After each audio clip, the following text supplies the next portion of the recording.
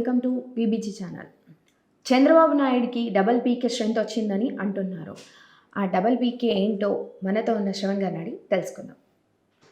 నమస్తే సార్. నమస్తే అండి. చంద్రబాబు నాయుడు గారికి డబల్ పీకే స్ట్రెంత్ వచ్చింది అనేసి ఒక మాటల్లో అలా అంటున్నారు. అది ఏంటి, డబల్ పీకే ఏంటి అని చెప్పండి. చంద్రబాబు నాయుడు అతను వేసే చతురత కానీ రాజకీయ వ్యూహాలు కానీ చాలా బాగుంటాయి. సో కానీ కాలం కలిసి రావట్లేదు. బహుశా తను ఓడిపోవడం జరిగింది. ఈ మధ్యకాలంలో తను ఏం చేసినా కూడా అది ఫ్లాప్ అవుతున్నట్టు లేదా రీచబుల్గా లేదనేది అందరూ తెలిసిన విషయమే. సో దాంతోపాటు మారుతున్నటువంటి కాలానుగుణమైన మార్పులు కూడా చేసుకోవాల్సిన అవసరం ఉంటుంది. ఏమిటి ఇదంతా ఏంటంటే, మనకు ఈ రోజుల్లో గత 10 సంవత్సరాల నుంచి ఎన్నికల రాజకీయ పార్టీలకు ఒక పొలిటికల్ స్ట్రాటజికల్ అంటే పొలిటికల్గా పార్టీని ఏ విధంగా నడపాలి, ఏదైతే పబ్లిక్లో ఉంటుంది అంటే ఒక ప్రైవేట్ ఏజెన్సీలో, థర్డ్ పార్టీ ఏజెన్సీలో ఒక పొలిటికల్ పార్టీకి ఏమేమి కావాలి, పబ్లిక్లోకి ఏముంది, మీరు ఏం చేస్తే బెనిఫిట్ అవుతుంది అనేది ఒక థర్డ్ పర్సన్ ఎక్స్పర్ట్ రాజకీయంగా అవగాహన ఉన్నటువంటి విధానంలో అవగాహన ఉన్నటువంటి ఏజెన్సీలు ఇప్పుడు మధ్య సేవ చేస్తున్నాయి. సోకళ్ళు మనకు అందరికి తెలిసిన వ్యక్తి ప్రశాంత్ కిషోర్, పీకే అని మన అబ్రివేషన్లో చెప్తాం. ఈ ప్రశాంత్ కిషోర్ గత 20 సంవత్సరాల నుంచి రాజకీయాల్లో ఉన్నాడు. నరేంద్ర మోడీ గారికి ఆయన ప్రశాంత్ కిషోర్ బీజేపీ పార్టీకి ఏ విధంగా స్ట్రాటజికల్గా ఉండి భారతీయ జనతా పార్టీని ఏ విధంగా ప్రధానమంత్రి అయ్యేలా చేసింది అటువంటి దాని వెనక స్ట్రాటజిక్ అంతా కూడా ప్రశాంత్ కిషోర్ అదే. గుజరాత్ ముఖ్యమంత్రిగా ఉన్నప్పటి నుంచి ప్రారంభమైన ఈ సేవలు అతను మొదట నరేంద్ర మోడీకి గుజరాత్ ముఖ్యమంత్రి ఉన్నప్పుడు చేశాడు.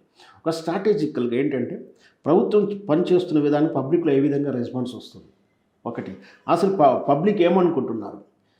ఇంకా దాంతోపాటు ఇక్కడ రివర్స్ స్ట్రాటజీ కూడా ఉంటుంది ఇతని. అంటే ఏంటంటే మనం ఏం చేస్తున్నాం, మన అభివృద్ధితో పాటు మన ప్రతిపక్షాలైనటువంటి ఎక్స్పర్టెంట్ వాళ్ళని అణగదొక్కడం లేదా ఫాల్ డౌన్ చేయడం అనే స్ట్రాటజీకి నేను ప్లే చేస్తుంటాడు.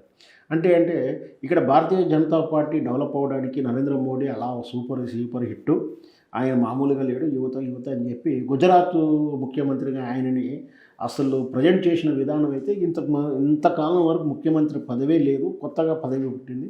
దానివల్లనే గుజరాత్ నరేంద్ర మోడీ వల్లనే అభివృద్ధి చెందిన టైప్లో ఆయన ప్రాపగండం చేయడం కానీ, ఆ తరహా స్టోరీ చేయడం కానీ, ఆ తరహా సాహిత్యాలు రాయడం కానీ చేస్తూనే వాళ్ళ ప్రత్యర్థిగా ఉన్న కాంగ్రెస్ పార్టీ మీద వాళ్ళ నెగటివ్స్ని కానీ, వాళ్ళ ఆల్రెడీ ఉన్న నెగటివ్స్ కానీ, లేదా ఇతనిగా కొత్త ఫేక్ న్యూస్ క్రియేట్ చేసి మొత్తం మీద కాంగ్రెస్ మీద ఏహం పుట్టేలా చేసి భారతీయ జనతా పార్టీ పోలరైజ్ చేసినటువంటి ప్రశాంత్ కిషోర్, అదే ప్రశాంత్ కిషోర్ ఆయన రాజకీయాల నుంచి ఆ తర్వాత భారతీయ జనతా పార్టీ నుంచి ఏజెన్సీ నుంచి దూరం అయ్యాడు కాలక్రమేపీ. తర్వాత కొన్నాళ్ళు ఇటు కేసీఆర్తో కలిసి పనిచేశాడు. ముఖ్యంగా ఆంధ్రప్రదేశ్లో 2018 ఎన్నికల ముందు వైఎస్ఆర్ పార్టీకి స్ట్రాటజికల్గా పనిచేశాడు ఇతను పీకే. దానివల్లనే ఆయన ఇచ్చినటువంటి సలహాలు సూచనల వరకు ఎప్పటికప్పుడు ఆయన చెప్పేటువంటి విధానాలు ఎత్తుగడలనే ఫాలో అవుట్ రావడం వల్లనే వైఎస్ఆర్ పార్టీ గెలిచిందనేది అందరికీ తెలిసిన విషయం. కానీ అదే విషయాన్ని చంద్రబాబు నాయుడు ఆ రోజు ప్రశాంత్ కిషోర్ బీహార్ గ్యాంగ్ వచ్చింది, దొంగల గ్యాంగ్ వచ్చి ఈయనకి హెల్ప్ చేసింది, ఆయన ఇచ్చిన నాటకాన్ని లేదా స్క్రిప్ట్ని ఈయన వాడుతున్నాడు, ఆయన బీహారీ గ్యాంగ్, ఆయన ఒక దొంగ లంగ అని చెప్పేసి చంద్రబాబు నాయుడు గతంలో విమర్శించాడు. కానీ ఇలా ఎన్నికలకు వస్తారికి మళ్ళీ గెలవాలి అంటే మళ్ళీ గెలిచాల్సిన గత్యంతరం లేని పరిస్థితి చంద్రబాబు నాయుడుకి. ఎందుకంటే ఈ టర్మ్లో వయసు వచ్చి ఆయన అయిపోతుంది, ఆయన మీద కేసులు, ఈ పార్టీని పటిష్టంగా పట్టించుకోవడం ఈ పీరియడ్నే కావట్లేదు ఆయనకు. ఎందుకంటే పార్టీ లేదు, ఏం లేదు, అంతా అయిపోయిందని చెప్పి ఒక నాయకుడు కూడా అనడం జరిగింది. సో గెలవాల్సిన గత్యంతరం కప్పలిపరుస్తుంది. కేసుల నుంచి మినహాయించుకోవాలన్నా, వయసు రీత్యా చూసుకున్నా, తను ఉన్నప్పుడే కొడుకును ముఖ్యమంత్రి చేయాలన్నా, ఖచ్చితంగా ఈ వ్యూహం నుంచి బయటపడాలంటే ఆయన ముఖ్యమంత్రిగా గెలవాల్సిన అవసరం ఉంది. దానికోసమే అప్పటికప్పుడు గుర్తుకొచ్చిన విషయం ఏంటంటే ప్రశాంత్ కిషోర్ని మళ్ళీ నిన్న విజయవాడలో తీసుకొచ్చి మీటింగ్ పెట్టుకొని వాళ్ళకు రేపు రాబోయే ఎన్నికల్లో కలిసి పనిచేయడానికి వాళ్ళ మధ్య ఒప్పందం కుదురుతున్నట్టుగా తెలుస్తుంది. అయితే ఇది పీకే యొక్క సహాయం. దీంతోపాటు ఆల్రెడీ ఎన్నికల గెలుపు కోసమే పవన్ కళ్యాణ్ పీకే ఏంటంటే పవన్ కళ్యాణ్ తోటి ఆల్రెడీ జనసేన పార్టీతో టైఅప్ ఉంది.